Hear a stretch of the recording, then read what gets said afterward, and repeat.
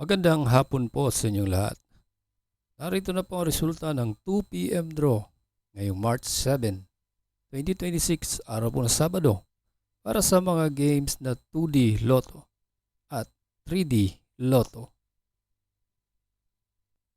Kung bago ka pa lang sa aking channel, pwede kang mag-like, share, at subscribe para updated kayo sa mga PCSO lottery results araw-araw.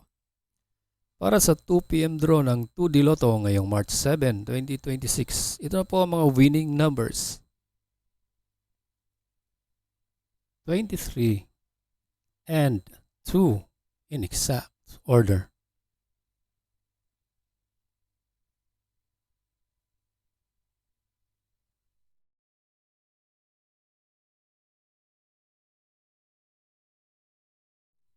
At para sa 2 p.m. draw ng 3D Lotto, ito po ang mga winning numbers. 7, 3, and 6 in exact order.